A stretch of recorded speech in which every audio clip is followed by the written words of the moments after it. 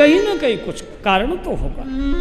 इसलिए आप देखो, संसारी जैसे जैसे बूढ़ा होता जाता है, कुरूप और अनाकर्षक होता जाता है, और साधु जैसे जैसे बूढ़ा होता जाता है, सुंदर और आकर्षक होता जाता है। प्रकृति जितनी बूढ़ी होती जाती है, पूज्य और आकर्षक होती जाती है। 500 वर्ष का पीपल है, 700 वर्ष का बरगद है, उसका दर्शन करने लोग जाते हैं। प्रकृति बूढ़ी होती है, पूज्य होती जाती है, आकर्षक होती जाती है।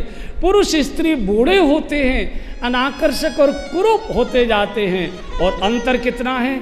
बूढ़े संसारी के पास कोई बैठना पसंद नहीं करता, और बूढ़े साधु के पास से कोई उठना पसंद नहीं करता। मन करता है और बैठे रहें और बैठे रहें, और कोई कारण नहीं।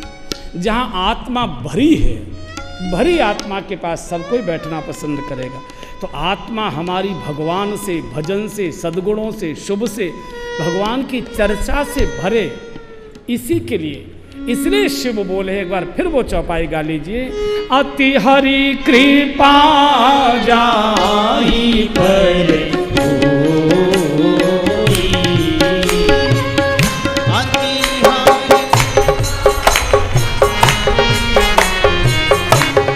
आजा।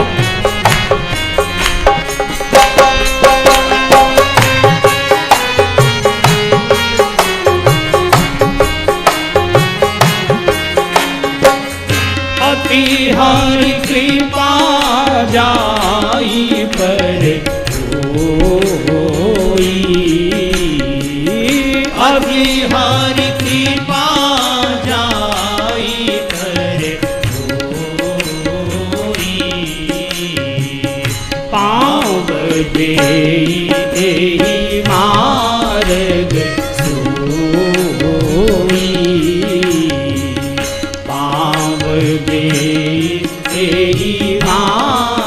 भगवान कह रहे हैं, बड़े भाग मानुष तनु पावा,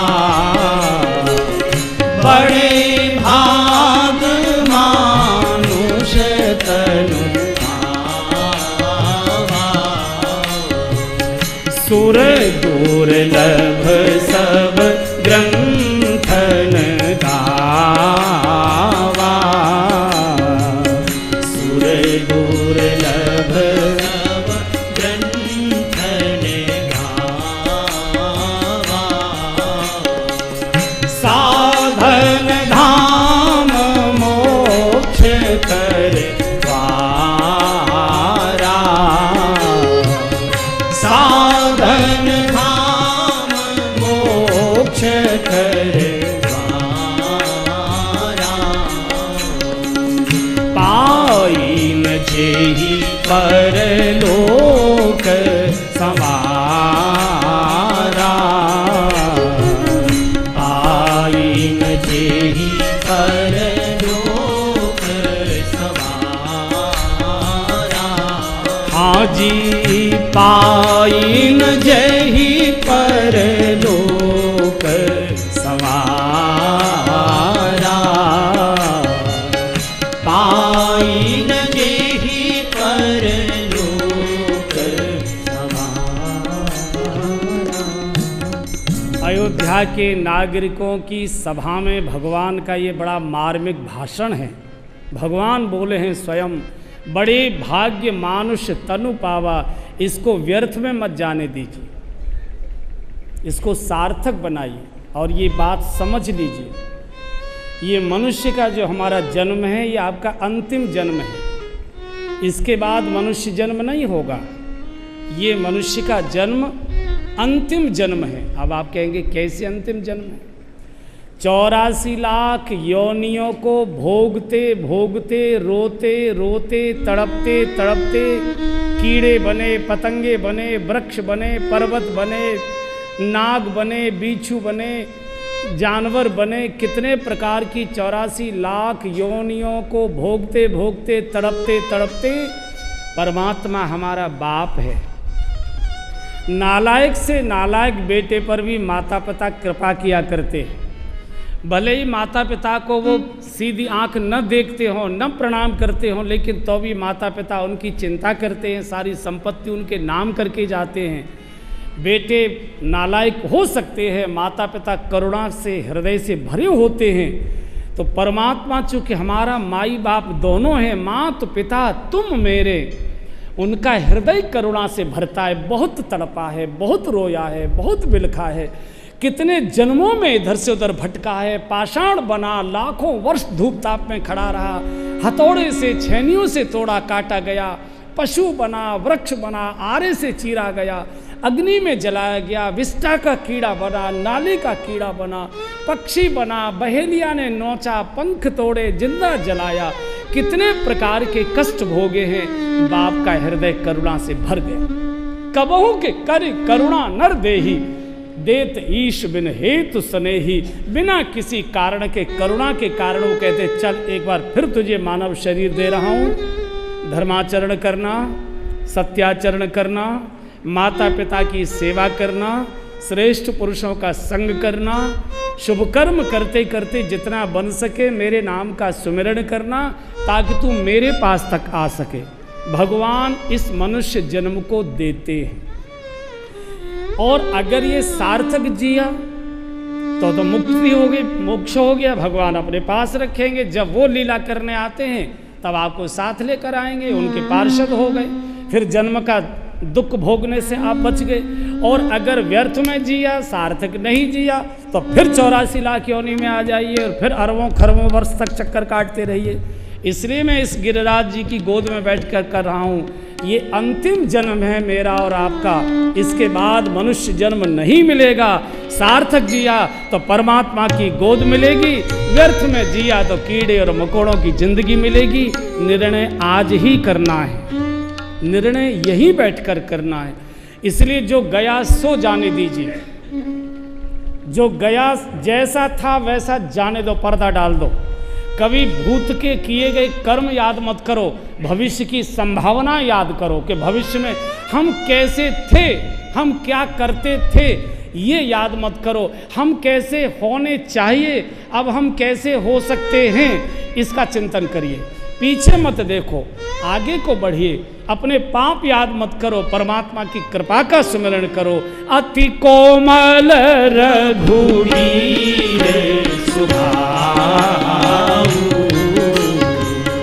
अति कोमल रघुवीर सुभाऊ,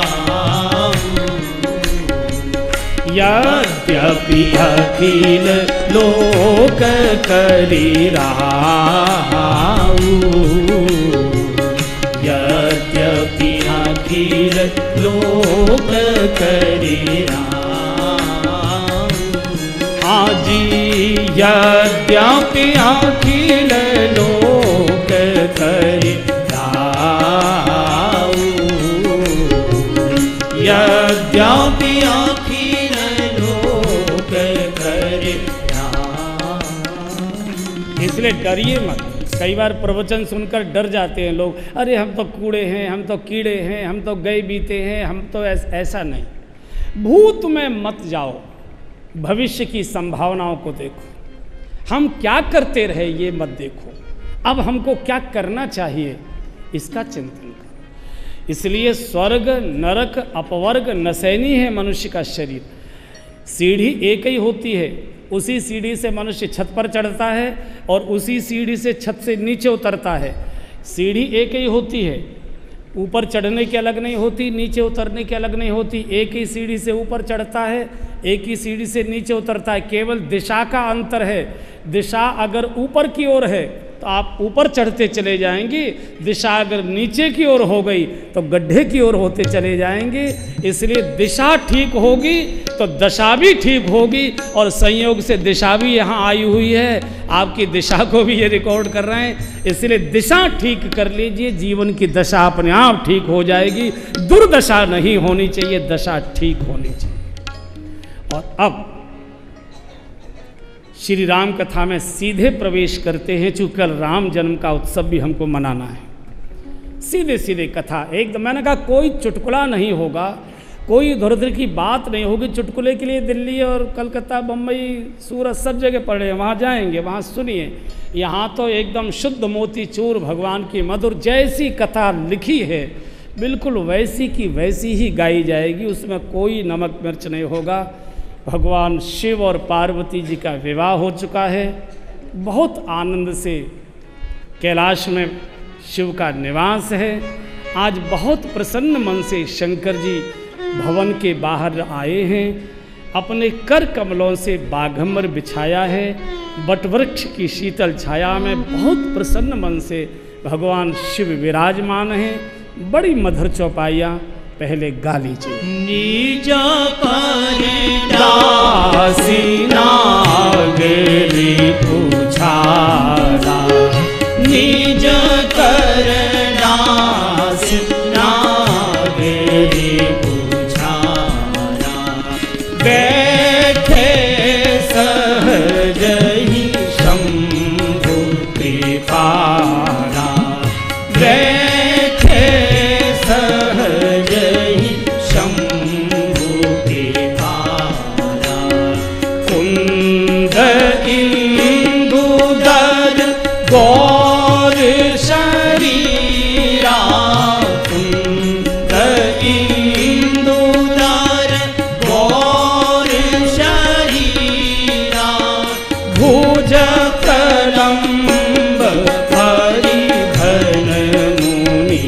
चीरा, भुज कलंब परिधन मुनि चीरा, बैठे सोह काम रिपु कैसे, बैठे सोह काम रिपु कैसे, धरे शरीर शांत रस जैसे, धरे शरीर शांत रस इसी समय पार्वती भल अवसर जानी, पार्वती भल अवसर जानी,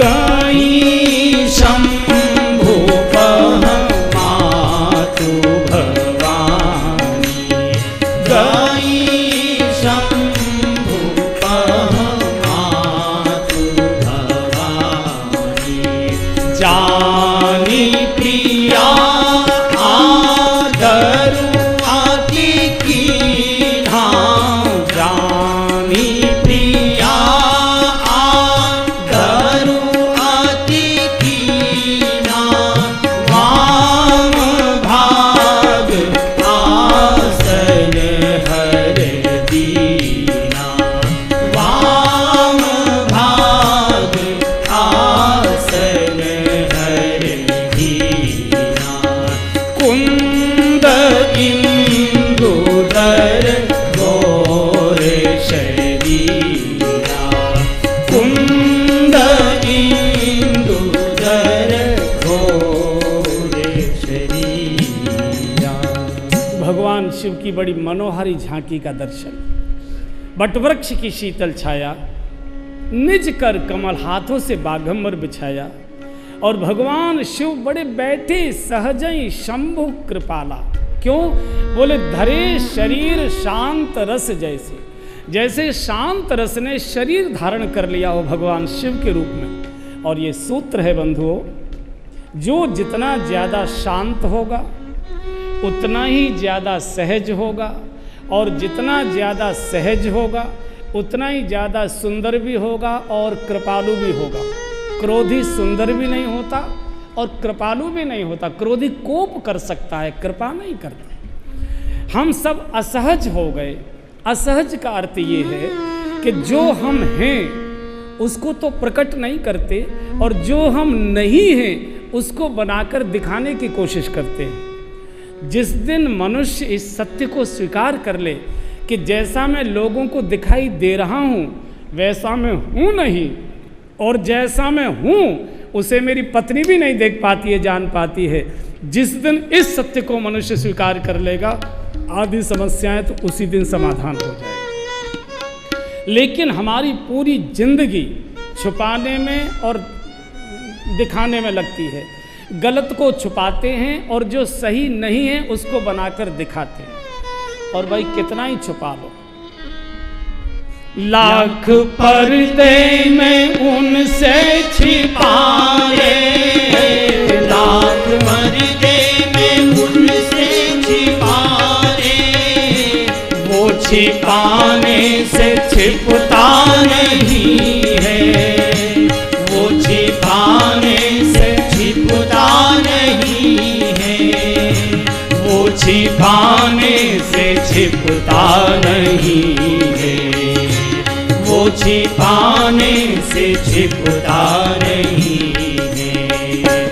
यहाँ जितनी भी बातें बना ले, यहाँ जितनी भी बातें बना ले, अरे यहाँ जितनी भी बातें बना ले, यहाँ जितनी भी बातें बना ले, वहाँ चलता बहाना नहीं है, वहाँ चलता बहाना नहीं। इसलिए पल पल में भजन कर प्रभु का, पल पल में भजन कर प्रभु का, जिंदगी का भरोसा नहीं है, जिंदगी का भरोसा नहीं है।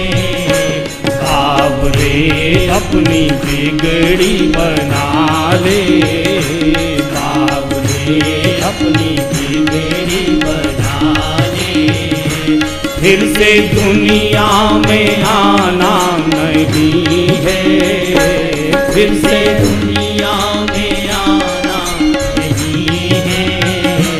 पल पल में भजन कर प्रभु का, पल पल में भजन कर प्रभु का। इसको पाखंड कहते हैं। पाखंड और कुछ नहीं, पाखंड कहते हैं जो हम नहीं हैं वैसा बनकर दिखाना, और जो हमारा दिखाई दे रहा है सब झूठा है, जो जिया जा रहा है वो सब सच्चा है। असली काम हमारे भीतर हिलोरे मार रहा है। झूठे सदाचार की बातें हम बाहर दिखा रहे हैं, असली क्रोध हमारे भीतर जल रहा है। झूठी मुस्कुराहट हम बाहर दिखा रहे हैं, असली ईर्ष्या हमारे भीतर सड़ रही है। झूठा प्रशंसा हम बाहर कर रहे हैं, असली बेईमानी हमारे भीतर बैठी है। झूठा दिखावटी दान पुण्य हम बाहर कर रहे हैं। जो बाहर दिखाई दे रहा है वो झूठा है, जो जिया जा रहा है वो सच्चा है। और भैया मेरे, सांप और बिच्छू अगर भीतर हैं तो वो तो डंक मारेंगे बाहर। अगर भीतर भट्टी भभक रही है तो बाहर का एयर कंडीशन शीतलता दे ही नहीं सकता। इसलिए शंकर जी बिल्कुल एकदम शांत हैं, क्योंकि सहज है, बैठे सहज है। लेकिन आज एक अच्छी बात है, शंकर जी चीरा बांधकर, परिधन मुनि चीरा। किसी ने शंकर जी गोस्वामी जी से पूछा कि आप जब शादी कराने ले गए थे तो नंग धड़ंग ले गए थे, दिगंबर ब्याली।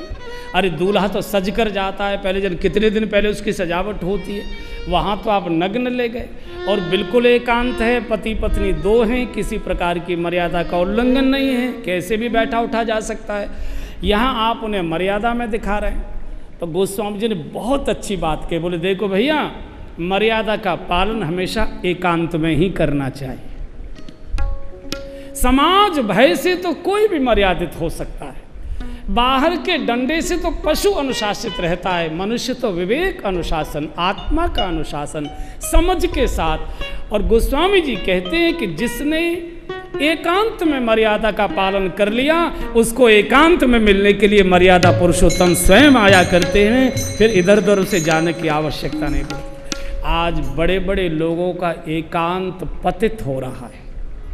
जो मंच पर जितने ज़्यादा सभ्य और सुसंस्कृत दिखाई देते हैं, कमरे में उतने ही विकृत हो जाया करते हैं, एकांत में उतने ही विकृत हो जाया करते हैं। एक और दूसरे, गोस्वामी जी ने कहा कि मैं ही शंकर दादा के पास जाकर प्रार्थना करके बोला था, दादाजी अब थोड़ी आप भी मर्यादा का पालन करो। क्यों? बोले चूंकि अब आप मर्यादा पुरुषोत्तम की कथा कहने जा रहे हो, इसलिए आप भी थोड़ी मर्यादा का पालन करोगे तो अच्छा लगेगा। आप भी थोड़ी एकांत सुधार। आज एकांत लोगों का पतित हो रहा, और इधर पार्वती जी खिड़की में से देख रही थी। माताएं रोज रोज पति से मन की बात नहीं कहती, वो मूड देख लेती हैं कि कब पतिदेव कब प्रसन्न है। तो उन्होंने भी देख लिया। पार्वती भल अवसर जान। देखो शंकर जी की गृहस्थी पूरी की पूरी विरोधाभासी है, लेकिन शंकर जी की गृहस्थी में कभी कलह नहीं होती। उसके दो कारण हैं, और ये दोनों कारण इस चौपाई में है। पार्वती भल अवसर जानी। बहन लोगों को तो पति से अपनी बात कहने के लिए अवसर की तलाश करनी चाहिए। जो मैं कहने जा रही हूँ ये इस समय कहने का समय है या नहीं है। ज़्यादातर कलह होती है कब? जब मनुष्य चार लोगों के बीच में बैठा हो, या तो थैला अटैची लेकर चलने की तैयारी कर रहा हो, या तो थका मांदा आकर बैठा हो और आपने अपनी पूरी पोथी खोलना शुरू कर दिया, राम कथा शुरू कर दी, तो उसका मन चिढ़ जाएगा। इसलिए प्रतीक्षा करो, और प्रतीक्षा से सब चीज़ें ठीक हो जाया करती हैं। भला अवसर कौन सा है ये देखो। ये बात जो मैं कहने जा रही हूँ ये कहने योग्य है इस समय कि नहीं है। चार मित्र बैठे, गंभीर बात हो रही है, और हमने अपने घर का रोना शुरू कर दिया, कुछ और कह रहे, तो वो उखड़ जाएगा, चूँकि मनुष्य का एक अहंकार होता है। लेकिन पुरुषों को क्या करना? जानी प्रिया आदरु अति कीन्हा, जानी प्रिया आदरु अति कीन्हा, वाम भाग आसन हर दीना, वाम भाग आसन हर दीना। अब आपकी बारी है। आप तो अवसर को ठीक इंतजार करो, प्रतीक्षा करो। सब बातें सब समय नहीं कही जाती।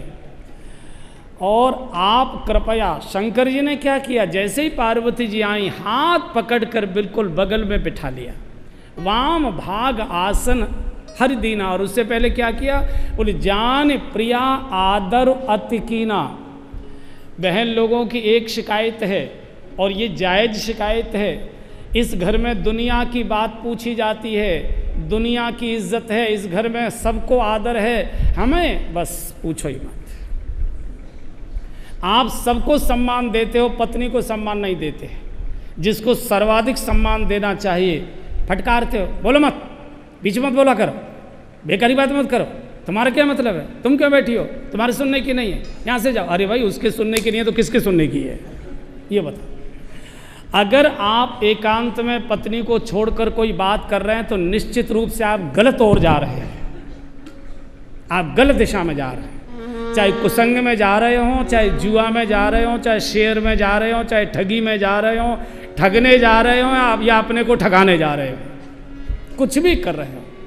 ऐसी कौन सी बात है जो पत्नी से छुपाई जा सकती है, जो अर्धांगिनी है, जो सदा साथ है। इसलिए सर्वाधिक आदर अगर जिसको देना चाहिए वो धर्म पत्नी है, और उसी को आदर नहीं मिल रहा है। इसलिए परिवार में कल है। सीखना चाहिए तो बाबूजी अम्मा जी से सीख लो, अग्रवाल साहब और बहन जी से सीख लो,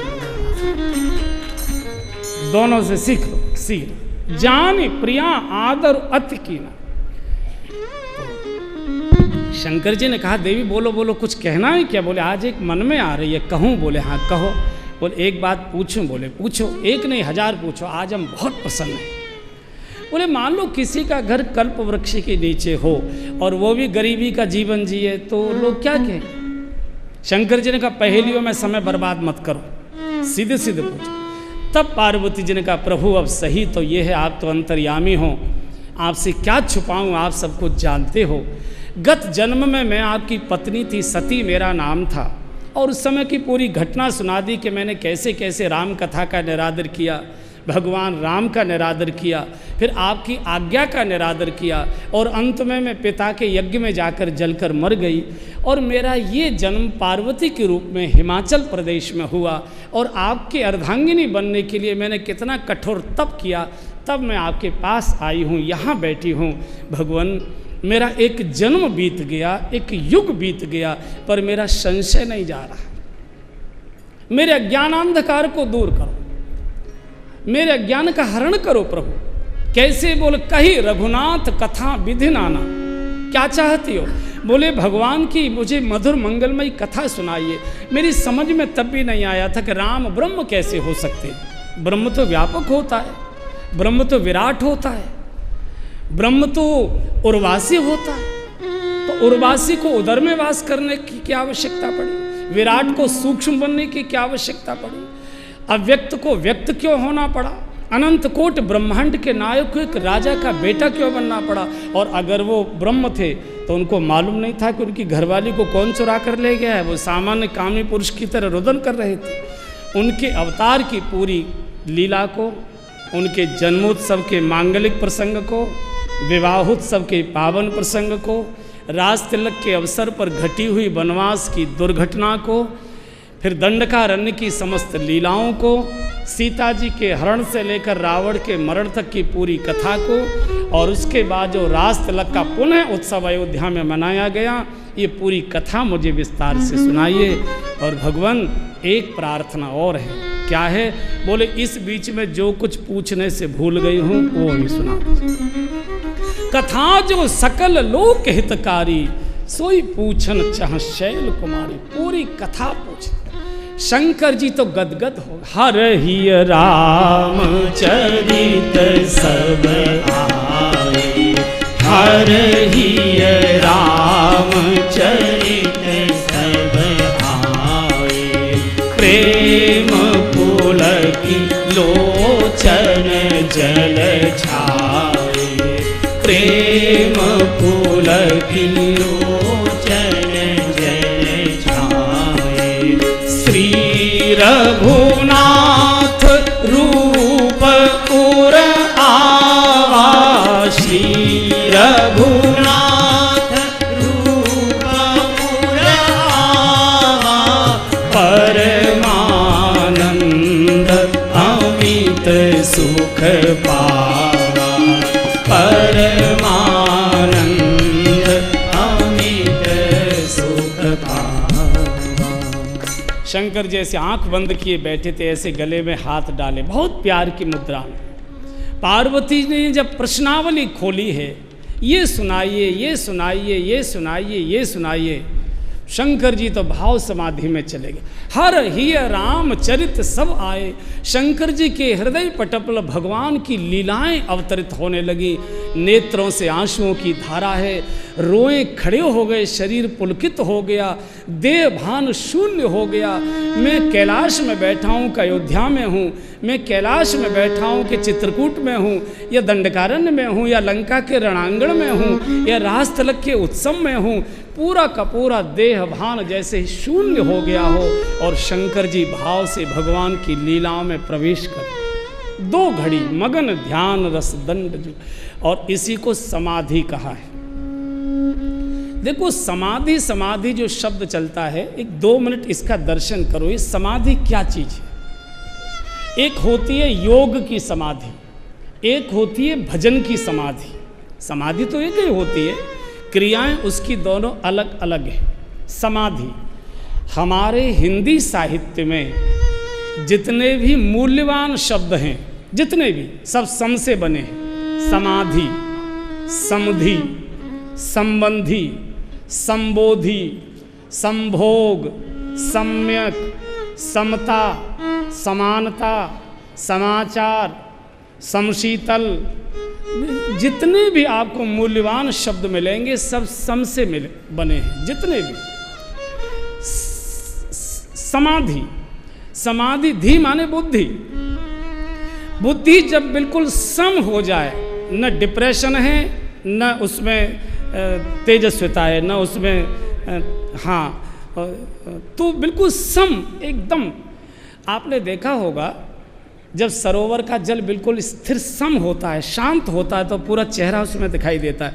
हमारे ब्रज की माताएं पहले जब शीशे नहीं चले थे तो पानी भरकर बर्तन में उसी में से बाल काढ़ लेती थी, उसी में से मांग भर लेती थी, उसमें पूरा चेहरा साफ दिखाई देता था। तो बुद्धि जब बिल्कुल शांत होती है, स्थिर होती है, तो भीतर का भगवान दिखाई देता है। संबंधी, समधि और समाधि, इसमें बहुत विस्तार में नहीं जाऊंगा। समाधि कहते हैं जब देह ध्येय के साथ एक रूप हो जाए। ये बाह्य जो हमारी देह है, इसका जो आभास है ये शून्य हो जाए और इसके अंदर एक देह और है। बहुत से लोग गड्ढा खोदकर 15-15 दिन, 8-8 दिन, कुंभ में ऐसे कई महापुरुष मिल जाते हैं जो समाधि में जाते हैं। मैं उनकी कोई आलोचना भी नहीं करता, टीका टिप्पणी भी नहीं करता, मेरा विषय भी नहीं है। लेकिन ये समाधि सांप भी लगाता है। ये समाधि 6 महीने की सांप भी लगाता है। दिवाली करके सांप समाधि में चले जाते हैं और होली करके निकलते हैं। आपने कभी सांप नहीं देखे, किस गड्ढे में दब गए, कहाँ हैं, कहाँ से श्वास लेते हैं। तो उनको ये अभ्यास है परमात्मा के यहाँ से कि वो श्वास खींच के रख सकते हैं अपने को जिंदा। तो 8-8, 10-10 दिन नट की लड़की भी सांस रोक कर तार पर दौड़ लेती है। ये कोई बहुत बड़ी बात नहीं है, ये थोड़ी अभ्यास की बात है। वो योग की समाधि, वो अलग विषय में, उसमें नहीं जाऊँ। लेकिन जो भजन की समाधि, हम लोग भक्ति मार्गी हैं, हम लोग भजन मार्गी। समाधि और भजन ये बिल्कुल एक है, इसमें कोई अंतर नहीं। भजन की समाधि कहते हैं कि हमारा जो ये शरीर है, ये जो देह है, ये तो संसार के कारोबार में डूब जाए। घर है, परिवार है, बाल है, बच्चे है, दुकान है, मकान है, फैक्ट्री है। ये जो हमारी देह है, ये देह तो संसार में डूबे, संसार के कार्य करे, व्यवहार करे। और एक सूक्ष्म देह हमारे अंदर और है जो समाधि में प्रवेश करती है। जैसे समझ लीजिए, पहले फिर मैं आगे बढ़ता हूँ। हम यहाँ जितने बैठे वो भी समाधि में हैं, लेकिन वो समाधि संसारी है। आप यहाँ गिरिराज जी में इस तलहटी आश्रम के इस कथा मंडप में यहाँ शरीर से बैठे हैं, लेकिन यही बैठे बैठे आपको अपना घर, अपना बंगला, अपना आंगन, अपने कमरे, अपना बिस्तर, अपनी अलमारी, उसकी चाबियाँ, दुकान, मकान, बाल बच्चे, यहाँ बैठे बिल्कुल साफ साफ स्पष्ट आपको दिखाई दे रहा है। भले ही शरीर से आप मुझे देख रहे हैं, शरीर आपका गिरिराज जी में है, लेकिन यहाँ बैठे आपको एक एक अपने घर की सुई कहाँ रखी है ये भी दिखाई दे रही है।